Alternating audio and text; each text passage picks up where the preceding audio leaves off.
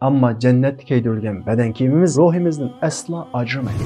Qanchalik yashasang yasha, qanchalik pul to'plasang to'pla, ammo sen bu narsalardan ayrilasan degan signalni beradi.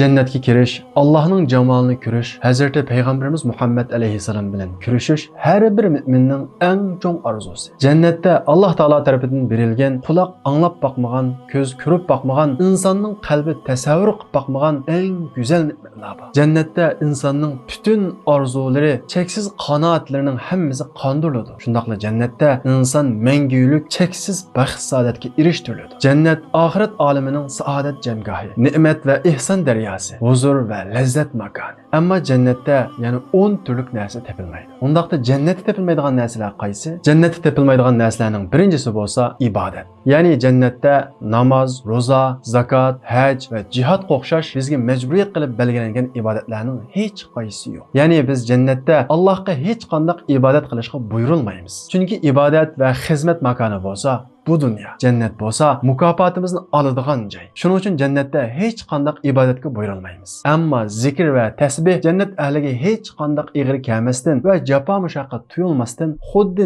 nafas olgandek ilhom qilinadi. Demak, jannatda faqat zikr tasbihlar qoladi. Ammo u zikr tasbih insonga ig'ir kelmaydi. Zikrdan xuddi nafaslanganga o'xshash huzur ve lezzet aladi. İkincisi cennette tekrarlık tepilmaydi. Yani cennette nima yesek, nima içsek, ikinci qatım o narsani yegan bo'lsak, ichgan bo'lsak, birinci qatımga lezzeti ve huzuru o'xshamaydi. Yani bir lezzet ve bir xushallik asla tekrarlanmaydi. Yegan narsamizning ismi ve shakli o'xshash bo'lsa-mu, uning beradigan lezzeti, huzuri, ta'mi asla o'xshashmaydi. Shuning uchun jannatda insonlarda yegan narsani zirkib qilish, to'yib qilish, ishtihosi tutib qilish asla bo'lmaydi. Har yegan narsadan qanoat topadi, huzur oladi. İkinci qatım yegini boshqacha huzur, boshqacha lezzet. Odatda biz dunyoda bir tomoqni 2 yoki 3 qatim yesak, uning ta'mi takrorlanadi, uningdan zirqib qolamiz. Ammo jannatda bu tuyg'u aslo bo'lmaydi. Uchinchisi, jannatda tabiat hodisalari bo'lmaydi. Bo'ron chopqin, mo'ldir, yer tarvash, o't ofatga o'xshash insonni qo'rqitadigan, insonni andishiga soladigan hech qanday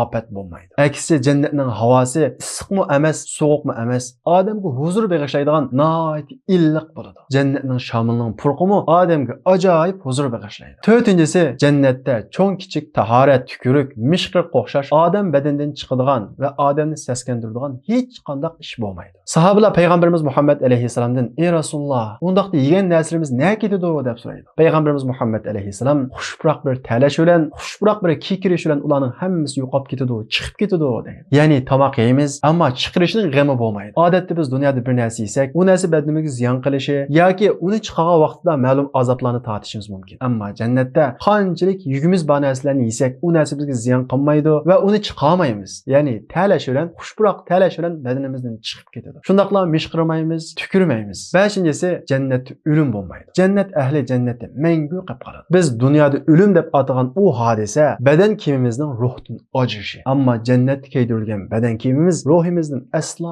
ajramaydi. Ya'ni inson jannatda aslo yo'qolmaydi, o'lmaydi. Payg'ambarimiz Muhammad alayhisalom hadisda: "Va yaxlut la yamut." Jannat ahli jannatda mangu qolib qoladi, o'lmaydi deydi. Dunyoda bizni eng qo'rqitadigan va andishiga soladigan ishlarning birisi o'lim. O'limni eslagan vaqtimizda yegan narsalarimizdagi lazzat, o'ltirgan o'ylarimizdagi huzurning hammasi qochadi. Chunki o'lim bizga qanchalik yashasang yasha, qanchalik avlod qoldirsang qoldir, qanchalik pul to'plasang to'pla, ammo sen bu narsalardan ayrilasan degan signalni beradi. Ammo jannatda bu xil andisha, bu xil qo'rqinch asla bo'lmaydi. Erishgan narsalarimizning hammasi qo'limizda mangu qoladi. Ota-onalarimizdan, bolalarimizdan, bir tuqqanlarimizdan agar ular jannat ahli bo'lsa, ulardan mangu ayrilmaymiz. Oltinchisi, jannatda g'am andishi bo'lmaydi. Alloh taolo Qur'on Karimda: "La xawfun alaykumul yawma va la antum tahzanun." Bugun sizlarga, ya'ni jannatga kirgan vaqtinglarda sizlarga hech qanday qo'rqinch, andisha va qayg'urish bo'lmaydi deydi. Ya'ni dunyoda biz har xil ishlar sababli qayg'uramiz, andishaga tushamiz, g'amga patamiz.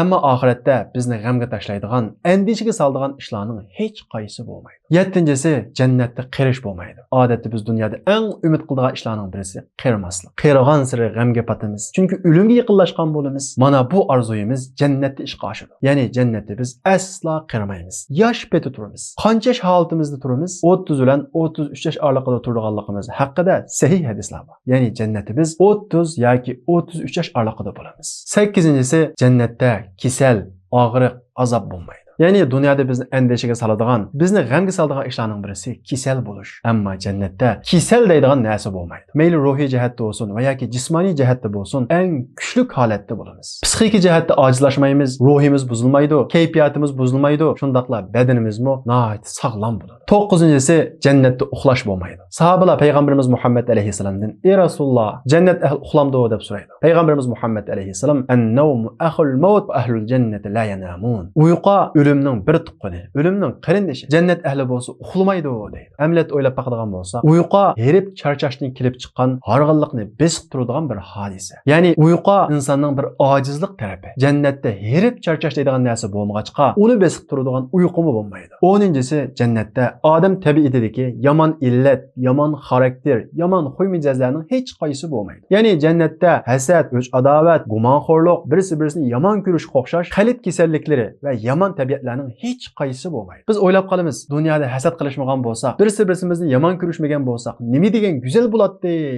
Amaliyotda bu arzuyimiz, bu umidimiz jannatda ishga oshadi. Alloh taolo Qur'on Karimda "Va naza'na ma fi sudurihim min ghil" biz ularning, ya'ni jannat ahlining qalbidagi, tabiatidagi yomon illatlarning, hasad, g'ayvat, yomon ko'rish, ochko'zlik o'xshash qalbidagi barliq illatlarni, o'ch adovatlarning hammasini chiqarib tashlaymiz deydi. Ya'ni jannatda biz umid qilgan, shundaqla do'stlarimiz qo'yadigan o'lchamning hammasi, ya'ni hasad qilmaslik, o'ch ko'rmaslik, yaxshi bo'lish degan o'lchamlarning hammasi jannatda bo'ladi. Demakki jannatda dunyoda biz umid qilgan, orzu qilgan ishlarning hammasi bo'ladi. Shuning uchun qalbimiz intilgan, biz orzu qilgan umidlarga, orzularga erishishni xohlasak, jannatga kirish uchun tirishaylik. Ana shu jannatda bizning qalbimiz intilgan ishlarning hammasi bo'ladi. Jannat ahli jannat kirgandan keyin o'zaro paranglashadi. Birisi-birisidan dunyoda birga yashagan do'stlarini surishadi. Alloh taolo Qur'on Karimda "Faqbala ba'duhum ala ba'd yatasaalun." Ular o'zaro birisi-birisini surishadi, paranglashadi. Ularning birisi: "Dunyoda mening bir do'stim bor edi. U menga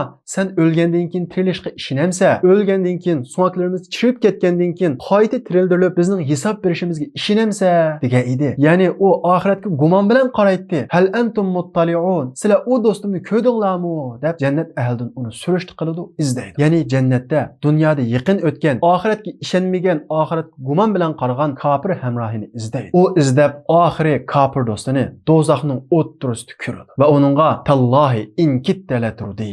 Alloh bilan qasam, meni ozdirib ketgili tas qoptikansa, agar men sening gapingning keyini kirib, sen deganda qaragan bo'lsam, sen degan gapga ishongan bo'lsam, ya'ni o'lgandan keyin chirib tugaymiz, hisob erinmaymiz deb qaragan bo'lsam, senga o'xshash do'zaxning o'ttirishga tushdi ekanman. Allohga shukrlar bo'lsin. Hanim bo'lsa ishonmabdi ekanman deb iymonda mustahkam turganligiga Allohga cheksiz shukrlarni qiladi. Uningdan boshqa oxiratga gumoniy nazar bilan qaragan, oxiratga ishonmagan, ig'izda ishondim deb qo'yib Alloh buyruq qilgan ishlarni ijro qilmagan, amallarda riyo qilgan kishilarning oxiratdagi ahvoli qanday bo'ladi? Namoz o'qimagan kishilarning oxiratdagi ahvoli qanday bo'ladi? Zakot bermagan, Alloh taolo mol dunyo bersa, uning zakotini ayirmagan kishilarning oxiratdagi ahvoli qanday bo'ladi? Ya'ni umuman qilib aytgan vaqtimizda jahannam ahlining oxiratdagi ahvoli qanday bo'ladi? Albatta Alloh taolo ularning jazosini o'ziga loyiq shaklda berish uchun jahannamni qizitishga boshlaydi. Jahannamni nim bilan qizitadi bilamsizlar? 3 turlik mu'min bilan qizitadi. Diqqat, Alloh taolo jahannamni kofir bilan emas, munofiq bilan emas, murtad bilan emas, 3 turlik mu'min bilan qizitadi. U 3 turlik mu'min qanday mu'min? Zodi qanday gunoh o'tkazgan? Bu haqida tafsilotlar qiziqsanglar,